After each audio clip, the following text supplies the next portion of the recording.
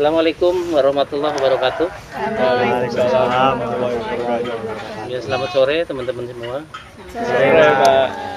Ini ada teman-teman dari UNES ya.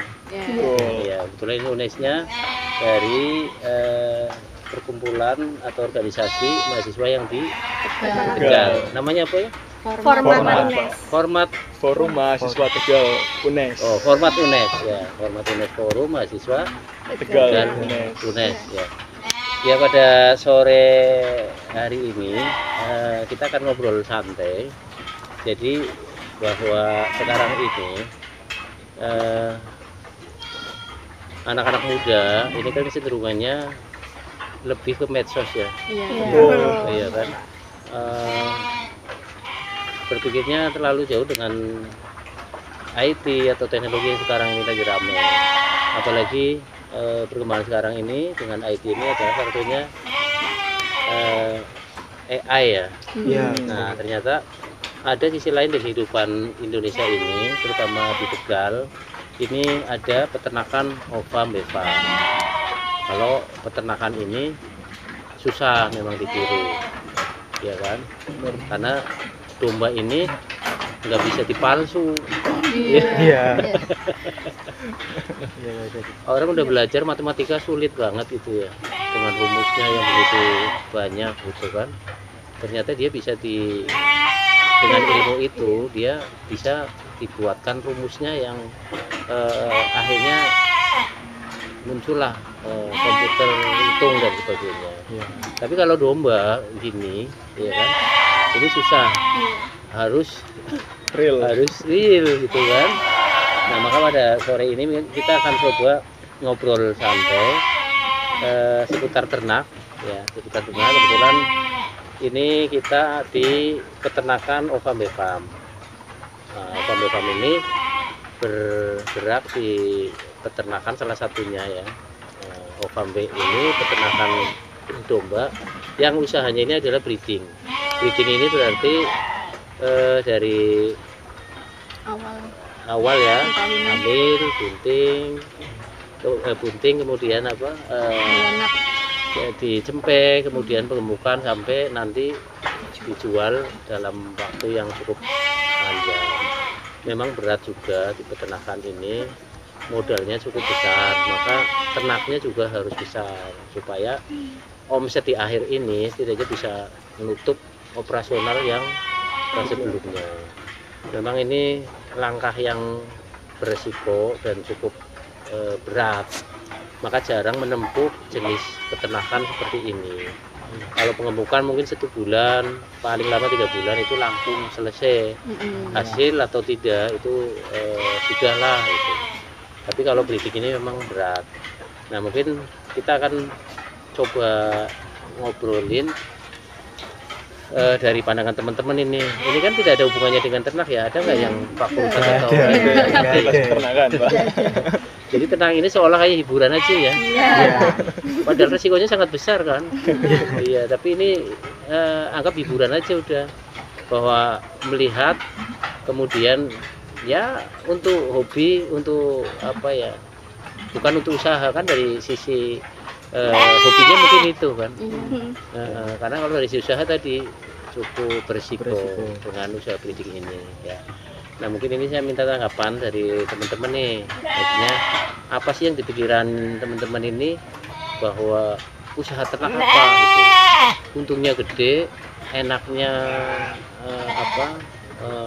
pemeliharanya mudah, terus mungkin orang bisa berhasil gitu. Mungkin bayangannya itu ya. Nah, bayangan dari gambaran teman-teman ini melihatnya dari peternakan itu apa gitu ya. Apa peternak itu mungkin yang jenengan lihat kan, mungkin di pedesaan itu satu orang melihara 2 ekor 3 ekor. Kalau melihatnya itu kan mungkin sambilan ya kan dan sebagainya. Tapi kalau seperti ini ya mungkin bingung juga, wah kok ada gitu kan.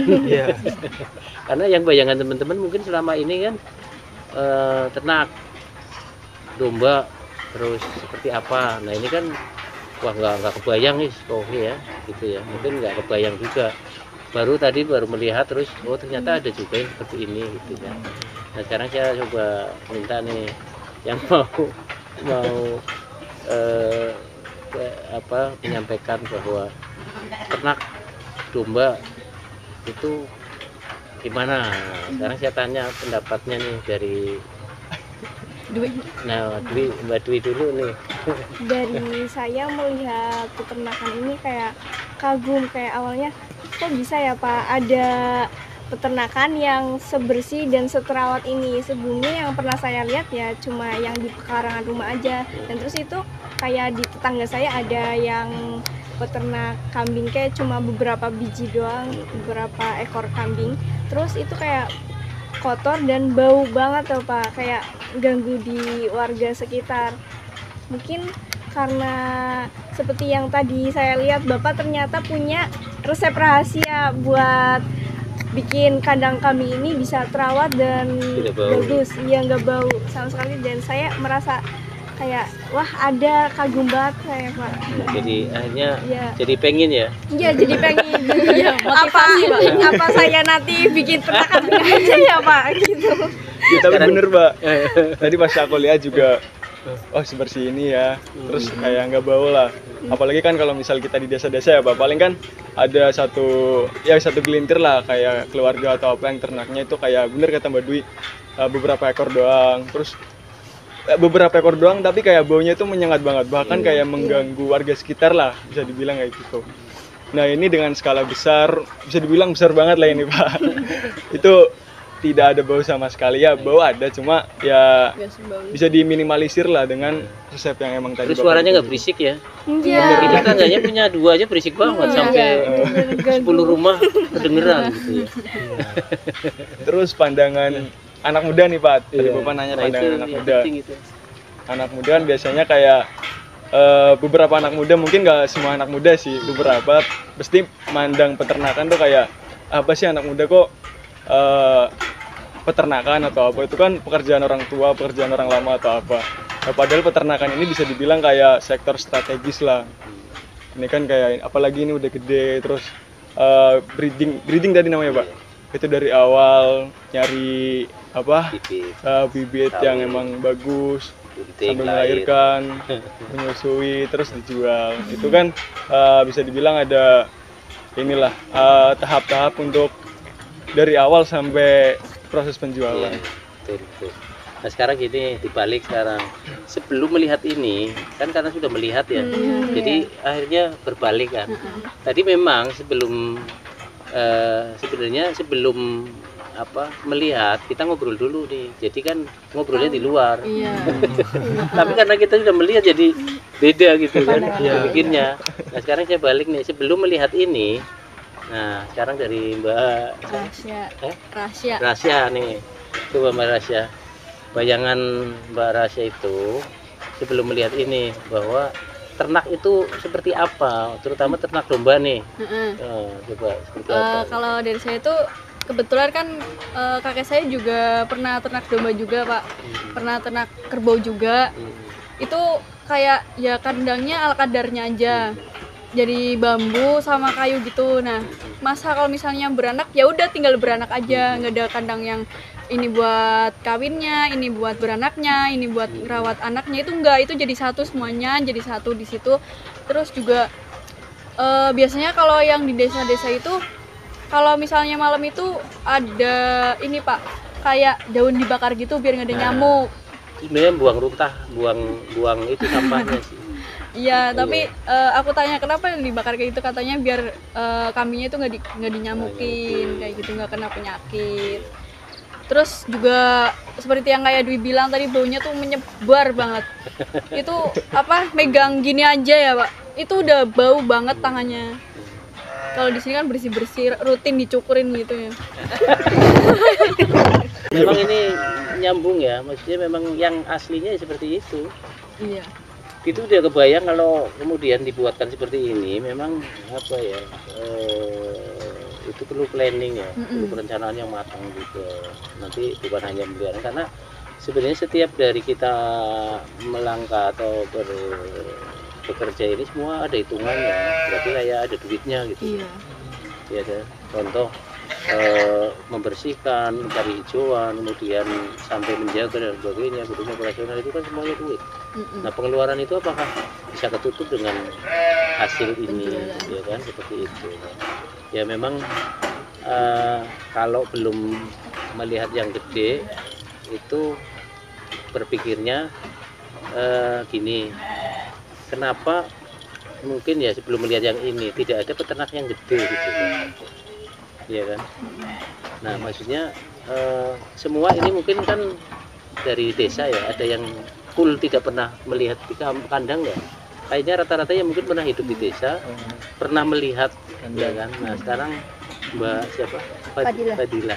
Mbak Fadila, kebayang nggak sih sebelum melihat ini sebelum kesini ya, itu bahwa bisa nggak sih ternak itu digedein, atau mungkin kenapa tidak ada ternak yang mencoba domba-domba itu dibesarin gitu.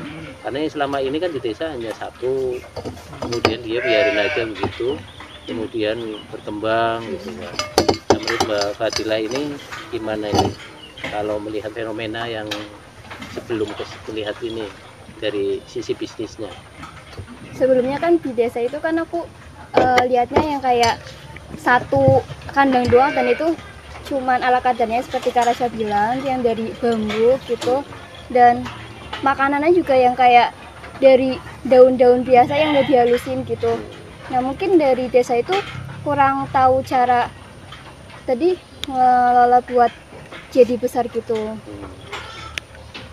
Jadi memang nggak kebayang ya, karena yang ada biasanya yang penting rawat, jadi nggak berpikir dari sisi bisnisnya mau untung atau enggak, yang penting rawat. Tapi itu pun kalau nggak diomelin tetangga kan. Terus juga di desa itu kurang mengambil resiko Pak, jadi masih takut kayak kalau ya takut rugi gitu. Jadi kan kalau misalnya kayak gini kan kayak ya udah kita berani nekat gitu ya. Kalau di desa tuh kayak mikir nanti kalau misalnya gagal itu gimana, kalau misalnya ternaknya itu kena penyakit itu gimana kayak gitu. Jadi kurang ambil resiko aja sih menurut aku kalau misalnya di desa. Nah sekarang Mas apa? Faraday. Kasih Mas itu ini yang kasih. kalau dari Demi bisnis, dari sisi bisnisnya yang jenengan mungkin bisa ceritakan ya, dari sisi keuntungan atau orang yang melihara domba itu apa, terutama dari yang petani-petani itu kayaknya untung nggak sih kalau menurut jenengan itu ya, pengamatan itu? Kalau menurut saya, kalau misal dilihat dari seorang petani yang peternak, melihat peluang bisnis dari peternakan domba ini, itu dilihat dari tergantung dari banyaknya jumlah dombanya.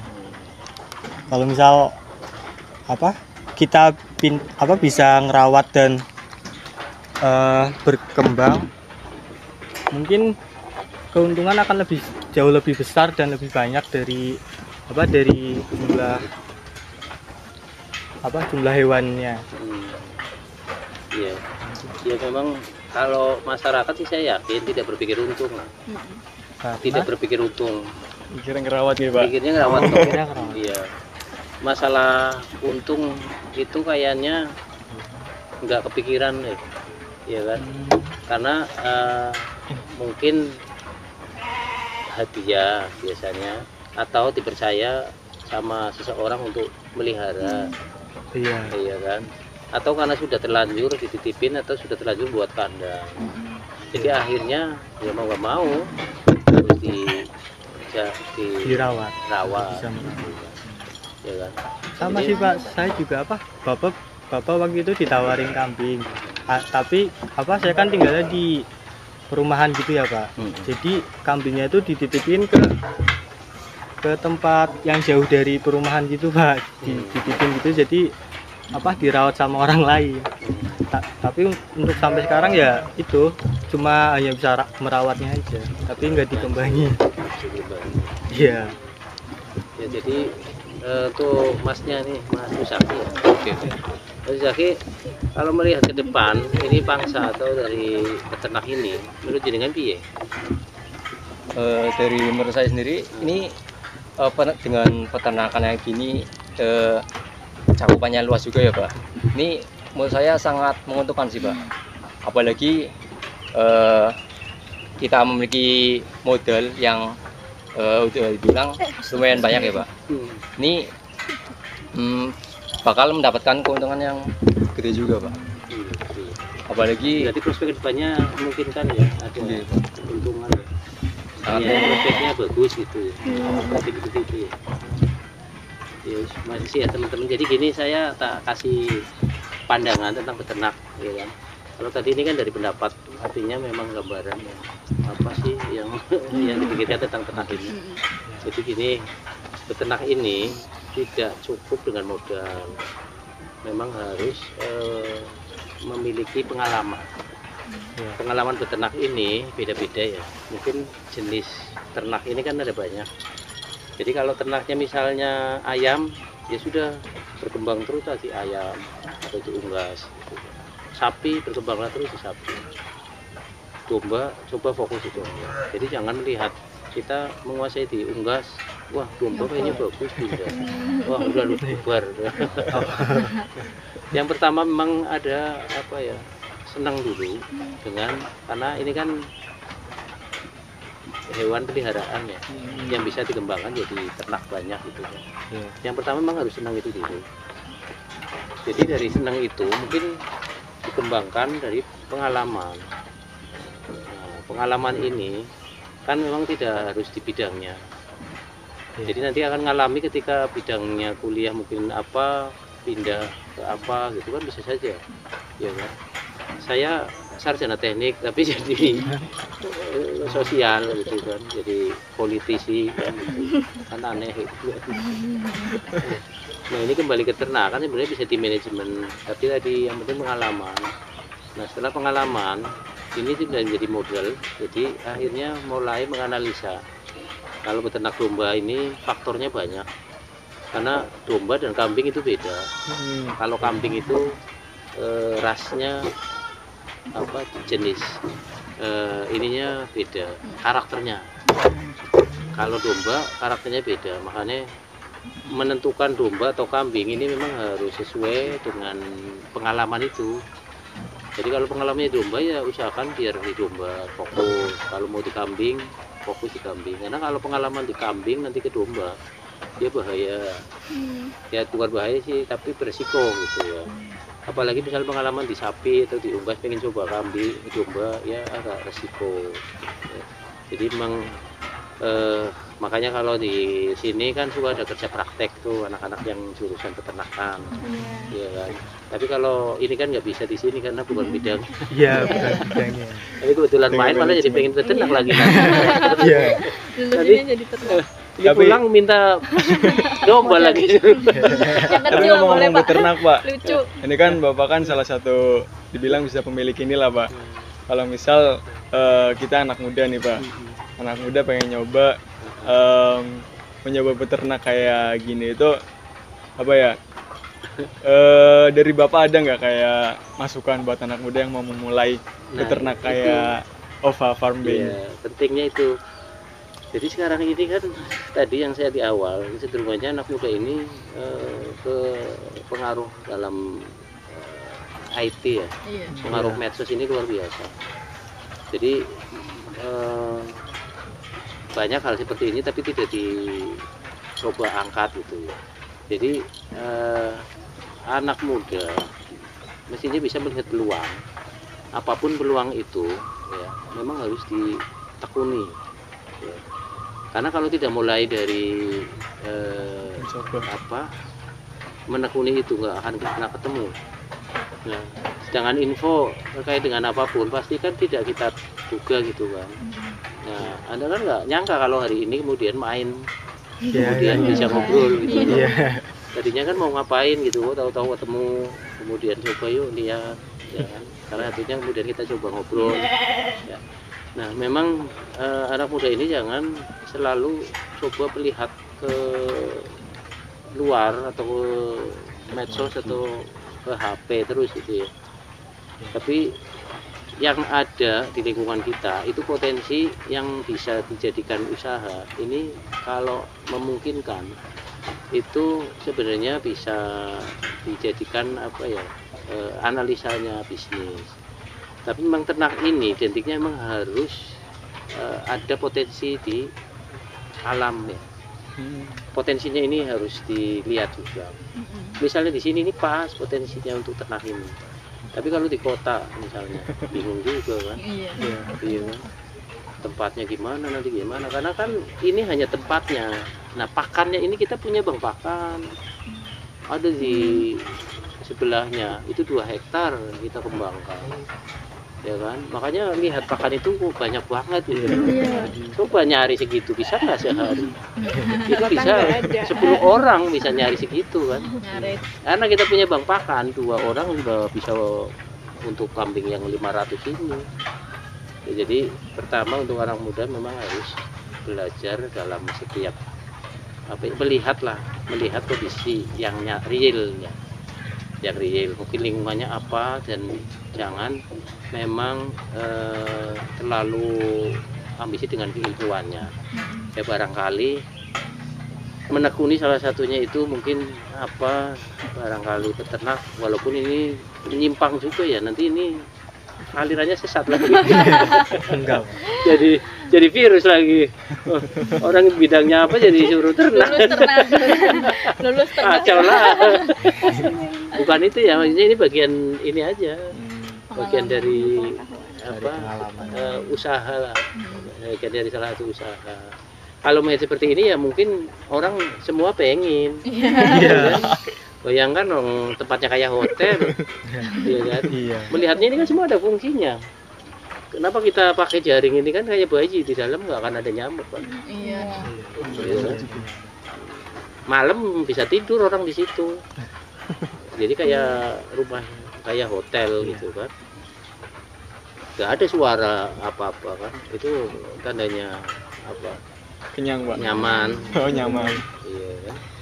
Ya tadi, jadi kalau untuk anak muda coba melihatlah potensi bisnis yang ada di lingkungan kita apapun, ya kan. Mungkin dari peternakan barangkali tidak perlu belajar terlalu jauh tentang peternakan, tapi cara penjualan. Mungkin iseng-iseng saja barangkali posting tentang peternakan, ya bisa saja nanti saya bantu penjualan, misalnya kan bisa saja. Kalau bantu penjualan kan ada fee-nya juga kan. Semuanya. Kayak misalnya nanti pas kurban atau akikah ini kan ada gitu. Tapi untuk hobi kayak gini buat mainan kayaknya jarang juga ya. Karena ini bukan binatang peliharaan sih ya, ini ternak ya. Jadi buat diajak main nggak bisa ini. Cuman kalau orang lihat seneng ya kayaknya buat main gitu kan. Ya mungkin itu, ada lagi. Nah, tapi kalau misal ini kan tadi kan udah ngeliat-ngeliat ya Pak, keliling dari yang gede sampai yang baru lahiran bahkan ada tadi. Nah tadi kan kita keliling, terus bisa dibilang domba-dombanya, kambing-kambingnya itu bisa nurut banget Pak. Itu gimana biar bisa nurut banget kayak gitu Pak? Soalnya kan kalau misal kita ngelihat di desa-desa atau yang peliharanya cuma 1-2 ekor, kita samperin ke kandangnya juga langsung lari nggak sih Pak? Tapi kalau misal di sini kayak ada manusia juga nurut, bahkan dielus-elus gini juga anteng kan. Itu gimana biar pada nurut kayak gitu Pak? Itu dulu terapi sebenarnya. Dari lahir langsung ketemu manusia. Jadi kalau domba atau hewan ini kan dengan kebiasaan sih, dia punya insting juga ya. Karena terbiasa dengan pola, maka dia akan seperti itu. Contoh yang ini karena terbiasa di luar, dia kalau di dalam nangis ya. Iya kan? Dia temennya orang ini. Tidur aja kalau mau dia satu kasur ini. Dia maunya kalau tidur satu kasur, dia kalau mau orang tenang, tapi kalau nggak ada orang, wah sibuk ya nyari temen. Makanya dia gini aja mau makan itu karena pola itu kebiasaan dia, cuman kebiasaan aja sih.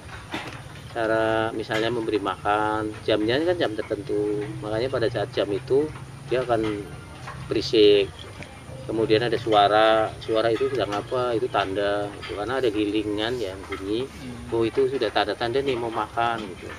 Jadi hanya kebiasaan saja kalau ternak itu. Jadi kalau biasaannya tidak pernah didatengin atau biasa ditinggal, ya pasti ada orang lari.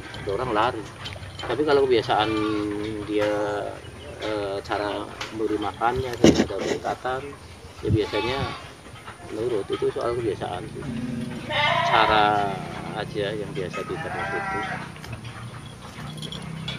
Ada yang nanya lagi. Pak mau tanya, tadi kan yang Bapak bilang kan ini nggak bau, ada apa kayak ramuan rahasianya. Itu tuh kata Bapak kan disiram. Itu disiramnya tuh di kandangnya atau di mana ya Pak? Apa langsung disiram gini apa semprot pakai selang gitu? Jadi itu sudah ke teknis sebenarnya. Jadi teknis itu banyak sih, itemnya banyak banget. Ya itu baru satu bagian kecil dari peternakan itu adalah mengurangi bau. Iya. Ya, sebenarnya bukan mengurangi, itu adalah proses fermentasi kotoran hewan. Jadi itu adalah proses fermentasi kotoran. Jadi kenapa tidak bau itu karena berproses, dia difermentasi. Jadi fermentasi itu salah satu pengawetan yang dia akan menjadi pupuk secara organik. Jadi Jadi pupuk itu ada kandang. formulanya ya, memang itu pupuk kandang. Itu kan pupuk kandang itu ada yang ngontrak, diambil, nanti dia dijadikan pupuk kemudian dijual. Ya, kita bagian penyedia atau yang ada aja mereka akan ngambilin, nanti akan dihitung berapa per waring. Tapi dia senangnya karena kita sudah fermentasi. Gampang lapuk ya. Nah, yang kita pakaiin per bulannya ya seperti sama dengan M4 itu yang dijual itu. Cuman kita nggak pakai itu. Kita ada sendiri. Nanti ya caranya satu begini kita siram aja biasa, cepret lah. Biasanya kita cepret pakai gayung aja di kotorannya itu.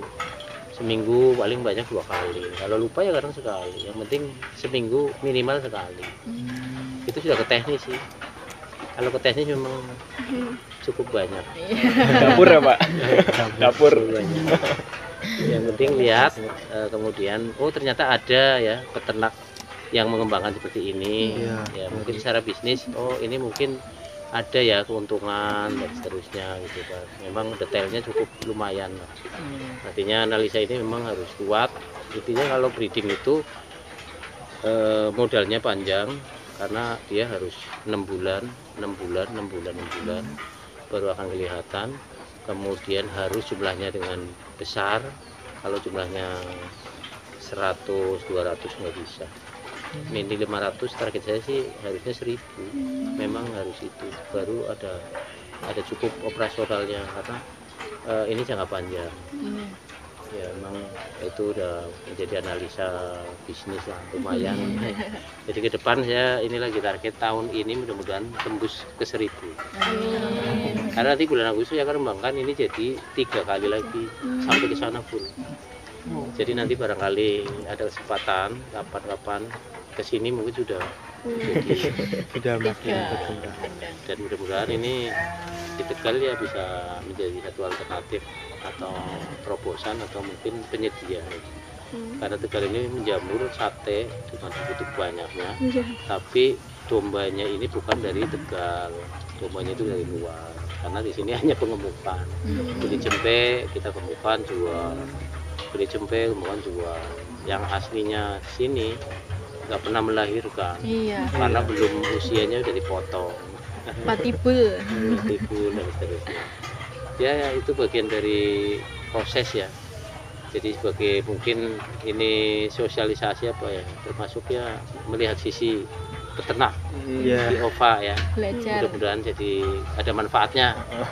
Sangat Nah, bermanfaat. kenapa di OVA ini lebih memilih breeding itu Pak? Soalnya kan kebanyakan petani atau peternakan yang Bapak bilang tadi kan banyak yang kayak beli terus 2 bulan dikasih Jual. makan penggemukan doang dijual.